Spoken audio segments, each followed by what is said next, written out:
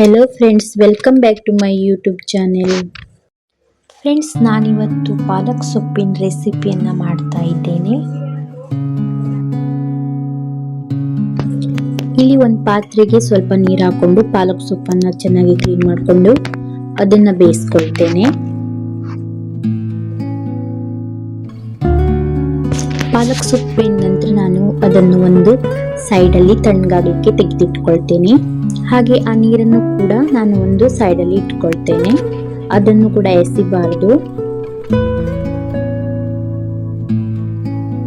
ಪಾತ್ರೆಗೆ ಸ್ವಲ್ಪ ಎಣ್ಣೆ ಹಾಕೊಂಡು ಒಂದು ಪಲಾವ್ ಎಲೆ, ಒಂದು ಸಣ್ಣ ಚಕ್ಕೆ ಚೂರು ಮತ್ತೊಂದು 2 ಲವಂಗ ಹಾಕೊಂಡಿದ್ದೇನೆ. ಒಂದು 1/4 ಸ್ಪೂನ್ ಆಗುವಷ್ಟು ಜೀರಿಗೆನ ಹಾಕೊಳ್ತೇನೆ. ಅದನ್ನು ಸ್ವಲ್ಪ ಹುರ್ಕೊಂಡು ಆಮೇಲೆ ಒಂದು ಈರುಳ್ಳಿನ ಕಟ್ ಮಾಡಿಕೊಂಡು ಸ್ವಲ್ಪ ಫ್ರೈ ಮಾಡ್ಕೊಳ್ಬೇಕು.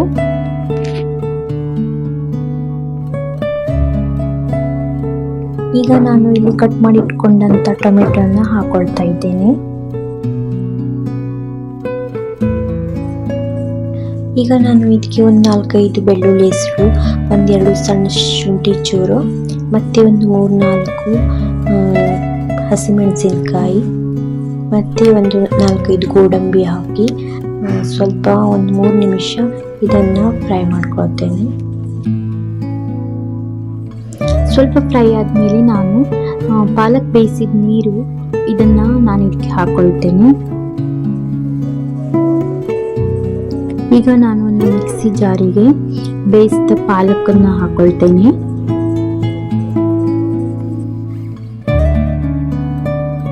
ಇಲ್ಲಿ ಫ್ರೈ ಮಾಡ್ಕೊಂಡು ಇಟ್ಕೊಂಡಿದ್ದ ಈ ಟೊಮೆಟೊ ಮತ್ತೆ ಈರುಳ್ಳಿ ಇದೆಲ್ಲ ಹಾಕೊಂಡು ರುಬ್ಕೊಂಡು ಪೇಸ್ಟ್ ತಯಾರು ಮಾಡ್ಕೊಳ್ತೇನೆ. ಈಗ ಪಾತ್ರೆಗೆ ಸ್ವಲ್ಪ ಎಣ್ಣೆ ಹಾಕೊಂಡು ಅದಕ್ಕೆ ಒಂದು ಚಕ್ಕೆ ಚೂರು ಮತ್ತೆ ಒಂದು ಪಲಾವ್ ಎಲೆಯನ್ನು ಹಾಕೊಂಡು ಸ್ವಲ್ಪ ಫ್ರೈ ಮಾಡ್ಕೊಳ್ಬೇಕು. ಹಾಗೆ ಕಟ್ ಮಾಡಿ ಇಟ್ಕೊಂಡಂತ ಒಂದು ಈರುಳ್ಳಿನ ನಾನು ಇದಕ್ಕೆ ಹಾಕೊಂಡು ಫ್ರೈ ಮಾಡ್ಕೊಳ್ತೇನೆ. ಮತ್ತೆ ಅದಕ್ಕೆ ಒಂದು ಟೊಮೆಟೊನ ಹಾಕೊಳ್ತೇನೆ. ಟೊಮೆಟೊ ಮತ್ತು ಈರುಳ್ಳಿ ಫ್ರೈ ಆದಮೇಲೆ ಈಗ ನಾನು ಕಟ್ ಮಾಡಿ ಇಟ್ಕೊಂಡಂಥ ಕ್ಯಾರೆಟ್ ಮತ್ತೆ ಒಂದು ಬಟಾಟೆ ಮತ್ತೆ ಸ್ವಲ್ಪ ಫ್ಲವರ್ ಅನ್ನು ಹಾಕಿ ಚೆನ್ನಾಗಿ ಬೇಯಿಸ್ಕೊಳ್ಬೇಕು.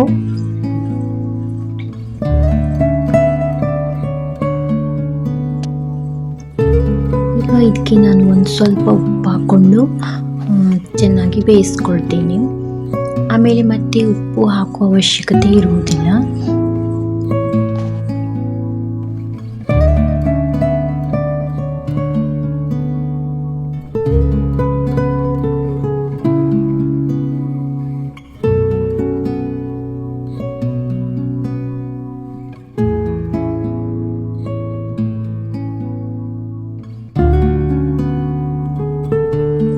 ತರಕಾರಿ ಬೆಂದ ಮೇಲೆ ನಾನು ಇಲ್ಲಿ ಪಾಲಕ್ ಪ್ಯೂರಿನ ಹಾಕೊಳ್ತೇನೆ.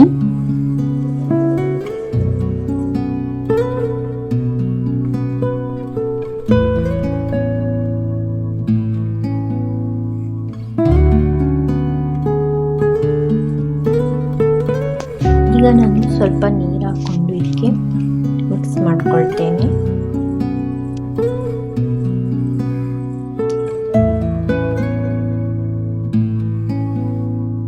ಈಗ ಇದಕ್ಕೆ ನಾನು ಹಾಲಿನ ಕೆನೆಯನ್ನು ಸೇರಿಸ್ಕೊಳ್ತೇನೆ.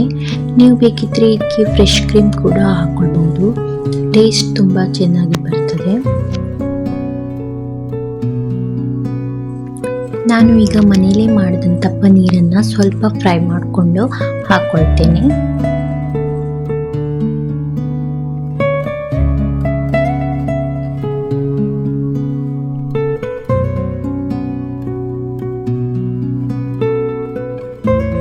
ಈಗ ತಯಾರಾಗಿದೆ ವೆಜಿಟೇಬಲ್ ಪಾಲಕ್ ಪನ್ನೀರ್. ನೀವು ಕೂಡ ಒಂದ್ಸತಿ ಟ್ರೈ ಮಾಡಿ ನೋಡಿ.